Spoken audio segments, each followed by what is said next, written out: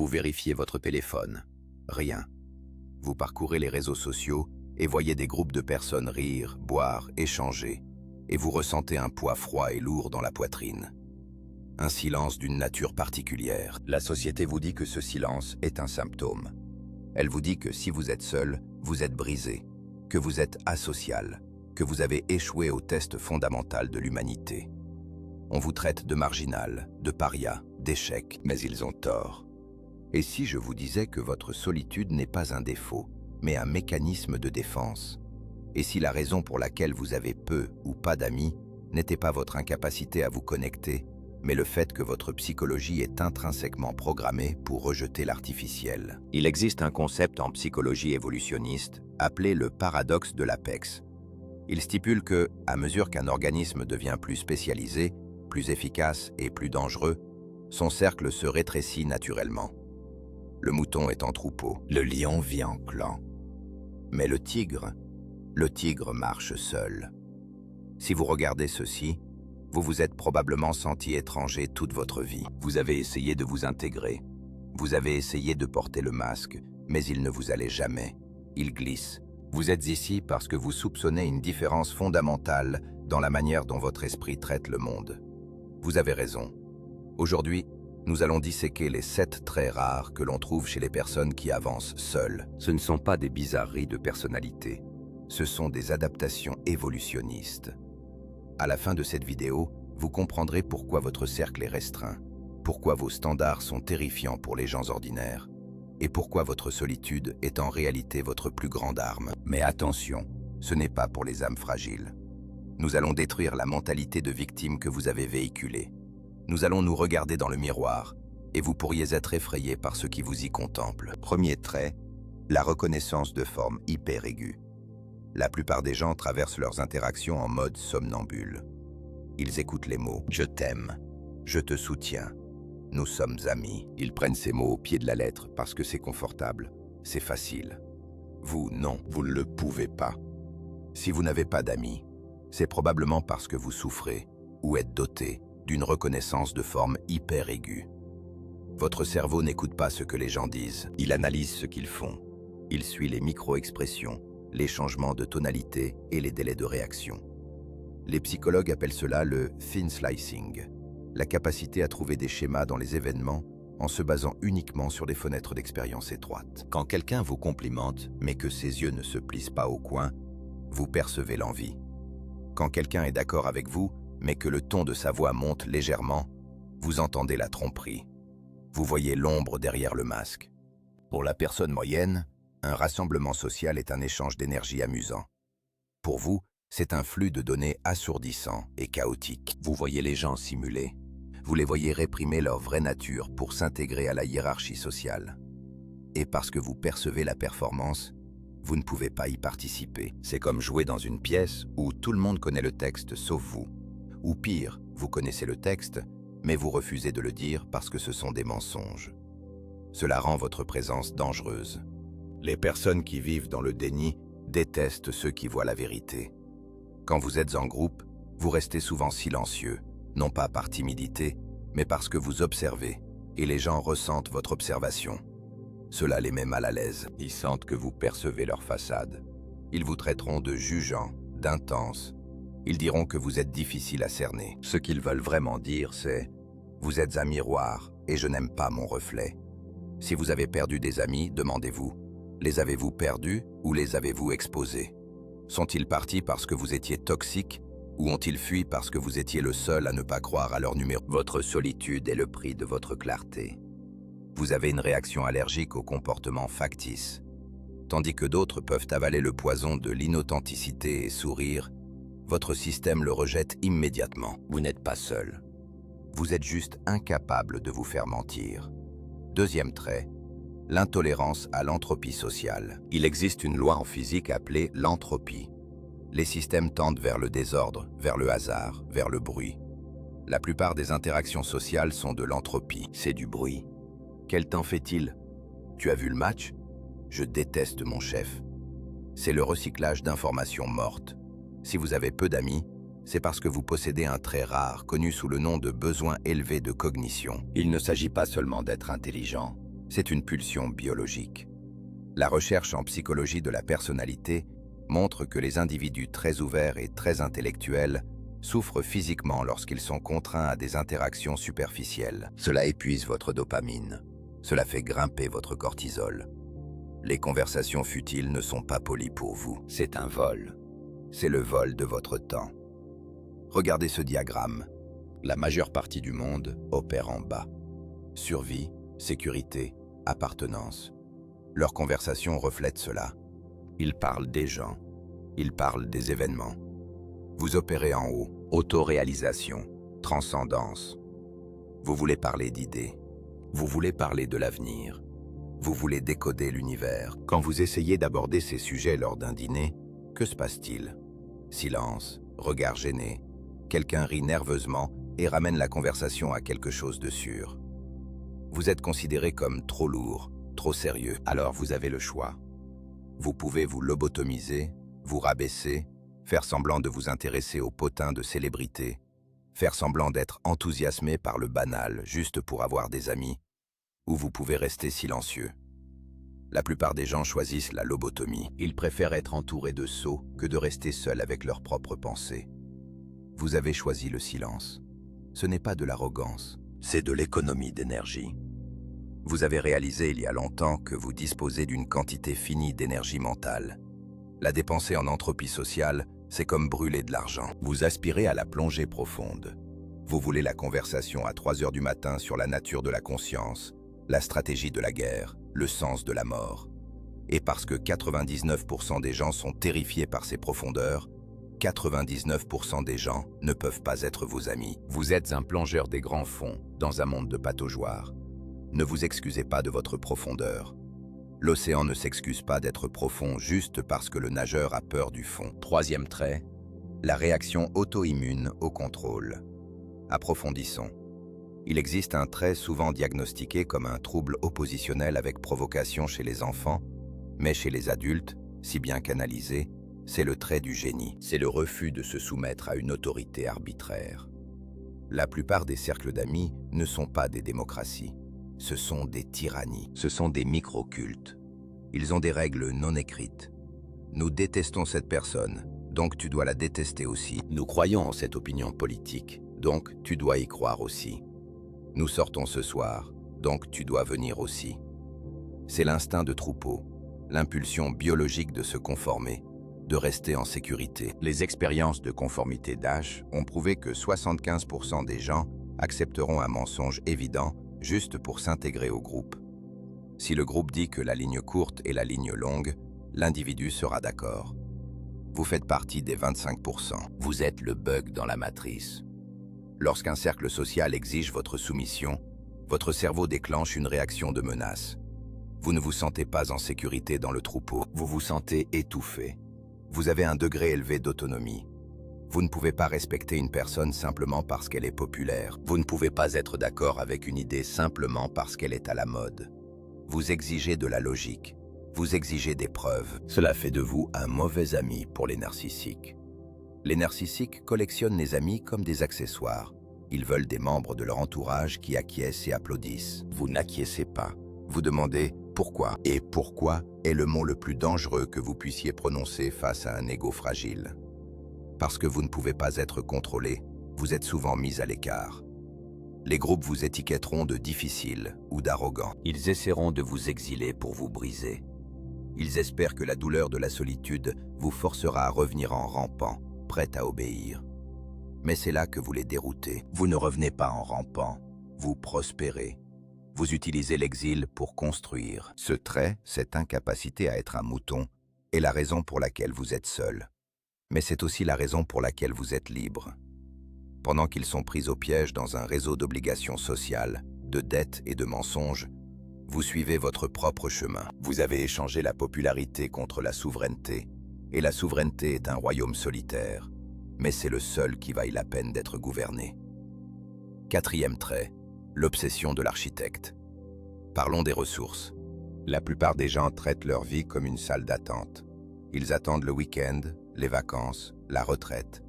Ils utilisent leurs amis pour tuer le temps. Vous ressentez le temps qui passe comme une blessure physique. vous n'êtes pas ici pour attendre. Vous êtes ici pour construire. Que ce soit une entreprise, une œuvre d'art, une philosophie ou votre propre physique, vous êtes possédé par la vision de ce que vous pourriez devenir. C'est le trait de l'architecte. Et voici la vérité brutale sur la construction de quelque chose de grand. Cela exige une concentration monomaniaque. La neuroscience nous montre que le cerveau a deux modes principaux. Le réseau du mode par défaut, socialisation, rêverie, pensée passée/future, et le réseau de la tâche positive, concentration profonde, état de flow, exécution. Ils sont anticorrélés. Quand l'un est actif, l'autre est inactif. Vous ne pouvez pas construire un empire et maintenir une vie sociale florissante simultanément. C'est impossible. L'histoire est pleine d'individus exceptionnels qui avaient peu d'amis. Tesla, Michel-Ange, Newton, ils ne s'en sont pas plaints. Ils étaient trop occupés à décoder les lois de l'univers. Vous avez probablement réalisé que chaque heure passée dans un bar à écouter quelqu'un se plaindre de son ex est une heure que vous avez volée à votre futur moi. Alors vous avez commencé à dire non. Non aux sorties, non aux fêtes, non aux rencontres. Et quand vous dites non assez de fois, les invitations arrêtent d'arriver. Tant mieux, c'est le système de filtration qui opère. Vous déblayez le chantier. Vous mettez un panneau « Ne pas déranger » sur votre vie. Les gens le prennent personnellement. Ils pensent que vous vous croyez supérieur à eux. Vous ne vous croyez pas supérieur. Vous savez simplement que vous avez du travail à faire. Vous jouez un jeu à somme nulle avec votre attention. Si vous n'avez pas d'amis, c'est peut-être parce que vous êtes actuellement dans une phase de métamorphose. La chenille se dissout complètement à l'intérieur du cocon. Elle n'a pas d'amis là-dedans. Elle n'a pas de vie sociale. C'est une destruction et une reconstruction totale. Si vous êtes dans cette phase, la solitude n'est pas un fardeau, c'est une nécessité biologique. Ne laissez pas le monde vous tirer de votre cocon avant d'avoir vos ailes. Il vous écraserait. Restez dans l'obscurité, faites le travail. Les amis que vous perdez pendant votre phase de construction n'auraient de toute façon jamais eu leur place dans votre gratte-ciel. Faites une pause, respirez. Je sens votre résistance. Une voix dans votre tête dit « Mais les humains sont des animaux sociaux. Nous avons besoin de connexion. Suis-je juste en train de me rassurer? Est-ce que je me dis ça pour me sentir mieux ?» C'est une question légitime. Et la réponse est oui. Nous avons besoin de connexion, mais vous mourrez de faim parce que vous cherchez un steak dans une confiserie. Vous n'avez pas besoin de plus de connexion. Vous avez besoin d'une connexion rare. Et parce que vous êtes rare, la probabilité statistique que vous trouviez votre alter ego est faible. C'est juste des maths. Si vous êtes dans le 1% supérieur en termes d'intellect, d'ambition ou de conscience, vous ne raisonnerez qu'avec 1% de la population. Cela signifie que dans une pièce de 100 personnes, 99 vous ennuieront et vous leur ferez peur. Ceci nous amène au 5e trait, celui qui explique pourquoi votre seule présence déclenche l'insécurité chez les autres. C'est là que cela devient psychologique, c'est là que nous entrons dans l'ombre. Trait 5. Le miroir inconscient. Avez-vous déjà marché dans une pièce, sans rien dire, et senti que les gens vous détestaient immédiatement? Avez-vous déjà été la cible d'un agresseur ou d'un manipulateur sans raison apparente?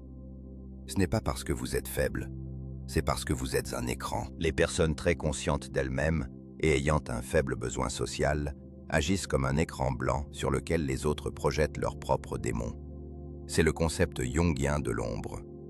Quand une personne fausse, insécurisée et désespérée d'approbation vous rencontre, vous qui êtes calme, posé et autosuffisant, elle ne vous voit pas. Elle voit la partie d'elle-même dont elle a honte.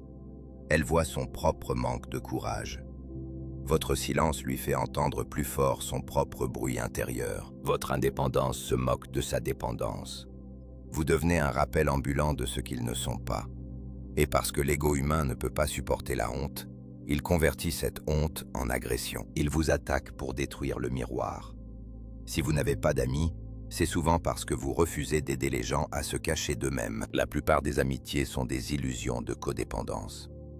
Je te dirai que tu as raison si tu me dis que je suis jolie. Je validerai ton statut de victime si tu valides le mien. C'est un accord commercial de mensonge. Vous ne signez pas le traité. Quand quelqu'un se plaint d'un problème qu'il a créé, vous ne dites pas « pauvre de toi ». Vous demandez « comment comptes-tu le régler ?» vous rompez le contrat. Et quand vous rompez le contrat d'illusion mutuelle, vous devenez le méchant. Comprenez ceci, être le méchant dans l'histoire d'un perdant est un compliment. Cela signifie que vous avez conservé votre réalité. Vous n'êtes pas seul parce que vous êtes antipathique. Vous êtes isolé parce que vous êtes indéniable. Vous forcez les gens à faire face à la réalité. Et la plupart des gens préféreraient mourir que d'affronter la réalité. Trait 6. Le déplacement temporel. Nous vivons dans un monde obsédé par l'instant présent. Hédonisme. Gratification instantanée. Le prochain défilement. La prochaine boisson. Le troupeau vit dans le présent immédiat. Vous vivez probablement dans le futur. C'est un trait que l'on retrouve chez les stratèges de haut niveau, les visionnaires, et ironiquement, les personnes chroniquement anxieuses. Vous simulez constamment des scénarios futurs. Vous voyez la cause et l'effet bien avant tout le monde. Quand vos amis disent « Amusons-nous ce soir, ne t'inquiète pas pour demain », votre cerveau hurle. Demain est la seule chose qui compte.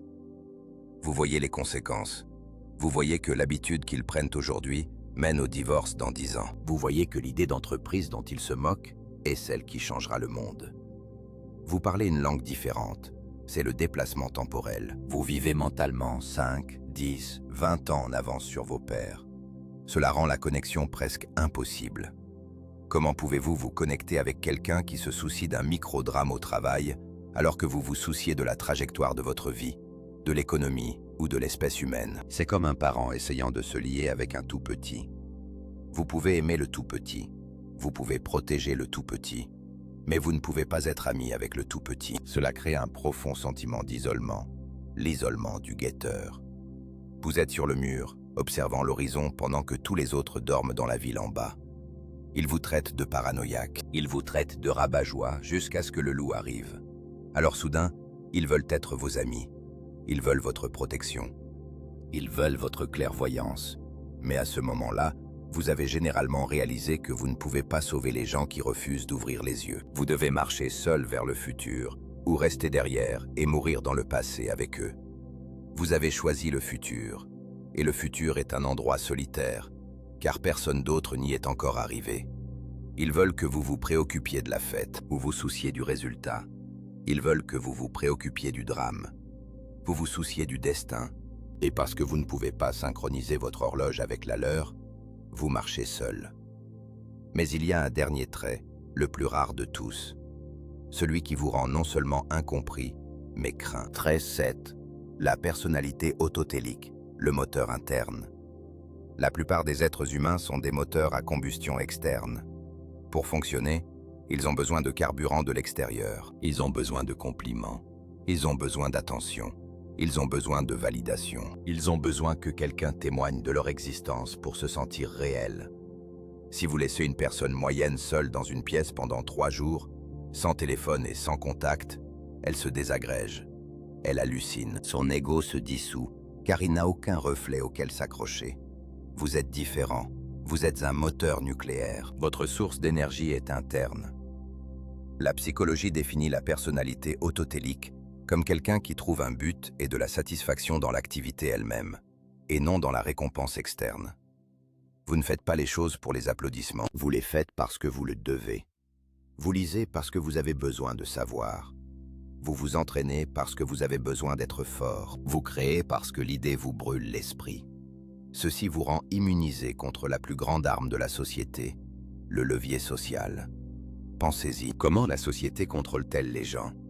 Par la peur de l'exclusion. Si vous ne faites pas ce que nous disons, nous ne vous aimerons pas. Si vous n'êtes pas d'accord avec nous, vous ne pouvez pas vous asseoir à notre table. Cette menace fonctionne sur 99% des gens parce qu'ils sont terrifiés par la faim de validation. Mais que se passe-t-il quand ils essaient cela sur vous? Ils disent « Nous allons vous ignorer ». Et vous dites « Bien, j'ai des livres à lire, j'ai du travail à faire ». Ils disent « Vous serez seul ». Et vous dites « Je préfère ». Cela les terrifie. Une personne qui n'a pas besoin des autres est une personne qui ne peut pas être manipulée. Vous êtes un bug dans leur dynamique de pouvoir. Si vous n'avez pas d'amis, c'est souvent parce que les gens réalisent instinctivement qu'ils n'ont aucune prise sur vous. Ils ne peuvent pas vous corrompre avec de l'attention. Ils ne peuvent pas vous punir par le silence. Vous êtes autonome. Et dans un monde de parasites, L'organisme autonome est l'ennemi. Ils vous détestent parce que vous leur rappelez leur propre fin. Vous leur rappelez qu'ils sont esclaves des opinions des autres alors que vous êtes libre. Maintenant, regardez le schéma. Combinez ces traits. Le détecteur de mensonges. Vous voyez la vérité. L'accro à la profondeur. Vous rejetez la superficialité. L'esprit souverain. Vous rejetez le contrôle. L'architecte. Vous priorisez la mission. Le miroir. Vous reflétez leurs démons. Le visionnaire. Vous vivez dans le futur. Le moteur interne. Vous n'avez pas besoin d'eux. Voyez-vous ce que cela crée? Cela ne crée pas un solitaire. Cela ne crée pas un perdant. Cela crée un roi en exil. Cela crée un prédateur alpha de l'esprit. La raison pour laquelle vous avez peu ou pas d'amis n'est pas parce que vous êtes brisé. C'est parce que vous êtes incompatible avec la domestication de l'homme moderne. La société est une ferme. Elle est conçue pour produire des moutons dociles, consommateurs et dépendants.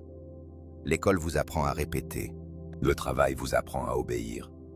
Les médias vous apprennent à envier. Les milieux sociaux vous apprennent à vous conformer. Vous avez échoué à l'entraînement. Votre programmation a rejeté la mise à jour.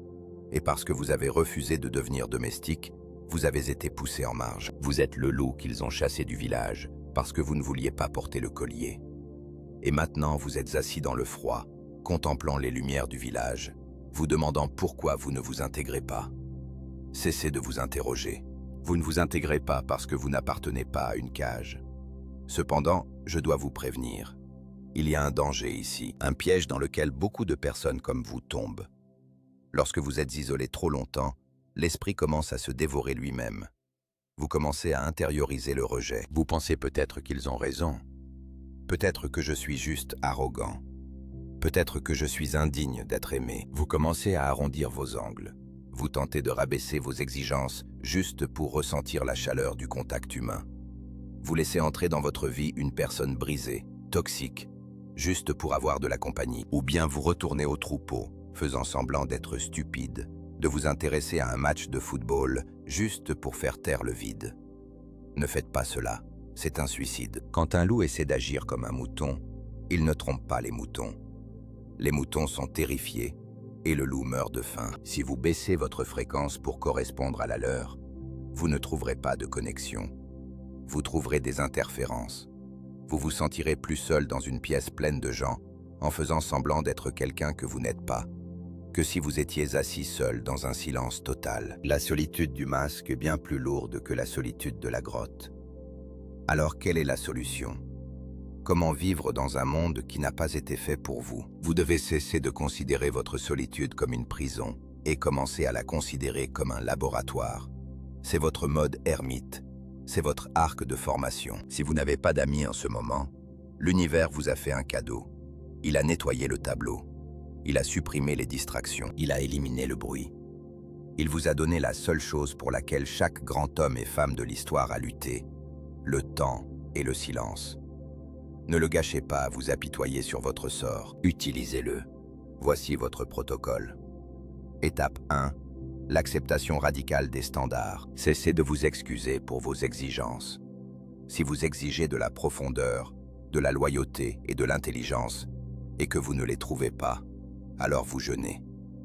Vous ne mangez pas de déchets juste parce que vous avez faim. Vous maintenez le standard, parce qu'au moment où vous le baissez, vous signalez à l'univers et à votre propre subconscient que vous êtes prêt à accepter moins, et vous obtiendrez moins. Tenez bon dans le vide. Soyez prêt à marcher seul pendant 1 an, 5 ans, 10 ans s'il le faut, pour trouver les personnes qui correspondent réellement à votre résonance. Un allié qui comprend la guerre vaut 10 000 civils qui veulent juste faire la fête. Étape 2, la stratégie du signal. Vous ne pouvez pas trouver les autres en les cherchant. Vous les trouvez en devenant un phare. Un phare ne court pas autour de l'île à la recherche de bateaux. Il se dresse haut et fait briller sa lumière. Les bateaux viennent à lui. Comment briller? En construisant, en exprimant votre vérité, en devenant excellent dans votre art.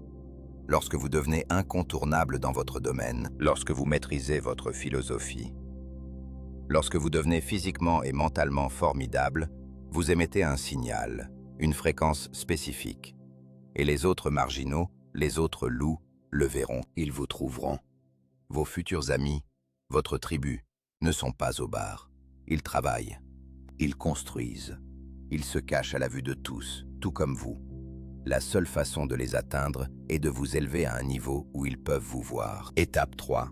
Le masque de la santé mentale. C'est la leçon de Machiavel. Pendant que vous attendez votre tribu, vous devez survivre dans le village. N'allez pas dire à tout le monde que vous êtes un prédateur alpha. Ne dites pas à vos collègues qu'ils sont, selon vous, de l'entropie. C'est un suicide social. Apprenez à porter le masque avec légèreté. Soyez poli, soyez gentil. Utilisez la conversation superficielle comme un outil, pas comme un mode de vie. Considérez l'interaction sociale comme de l'espionnage. Vous êtes un agent infiltré. Vous souriez, vous acquiescez, vous vous renseignez sur leur week-end. Vous vous fondez dans la masse. Mais vous n'oubliez jamais que c'est un déguisement. Vous ne laissez jamais le masque fusionner avec votre visage. Gardez votre monde intérieur secret. Partagez vos pensées véritables uniquement avec ceux qui ont le niveau d'habilitation requis pour les entendre. Pour tous les autres, donnez-leur la météo. Donnez-leur les sports. Donnez-leur ce qu'ils peuvent supporter. Protégez votre pouvoir en le dissimulant. Soyons honnêtes sur le coup.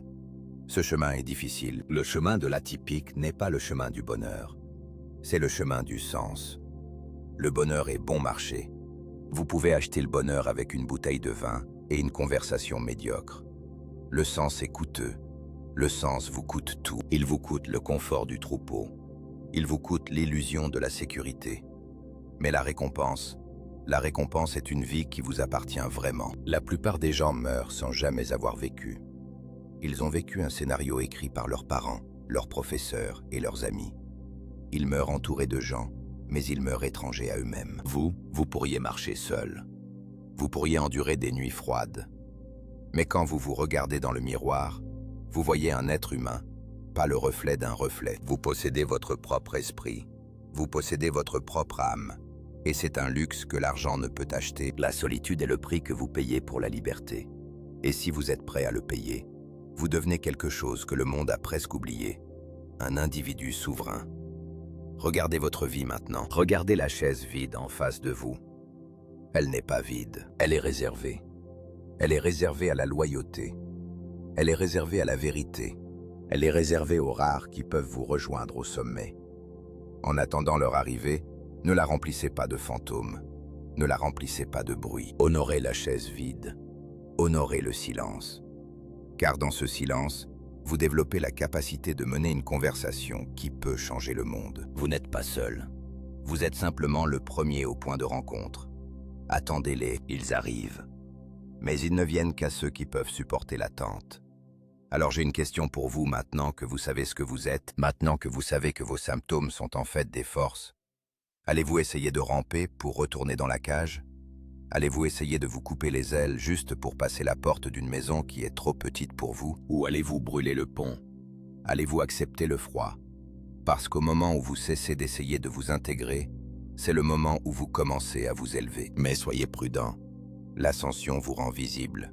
Et lorsque vous montez, vous n'attirez pas seulement des alliés, vous attirez des ennemis. Plus vous montez, plus le vent est fort.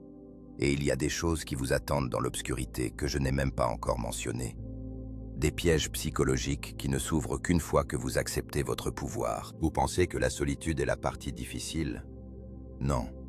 La solitude est la partie facile. La partie difficile, c'est ce qui vient après. La partie difficile est de savoir quoi faire du pouvoir une fois que vous l'avez. Si cela vous a ouvert les yeux, comprenez que ce n'est que ce que je peux montrer publiquement. Il y a des vidéos que je ne peux pas télécharger pour tout le monde. Il y a des aspects de la psychologie sombre que je ne peux tout simplement pas discuter publiquement sur YouTube sans être censuré ou démonétisé. L'algorithme supprime les informations les plus puissantes. Celles-ci existent derrière le bouton « Rejoindre ». Si vous êtes toujours là, vous n'êtes pas comme les autres. Abonnez-vous si ce n'est pas déjà fait. Mais si vous voulez ce qui est caché, cliquez sur le bouton « Rejoindre » et accédez au niveau « Architecte ». Vous débloquerez des vidéos exclusives, non censurées, qui plongent dans les parties les plus profondes de la psyché humaine. La plupart ne le feront pas. C'est là tout l'intérêt. Cette vidéo était proposée à des fins éducatives et informatives uniquement. Elle vise à mieux comprendre les mécanismes psychologiques et sociaux et non à manipuler ou nuire à autrui. Utilisez ces idées de manière responsable et éthique.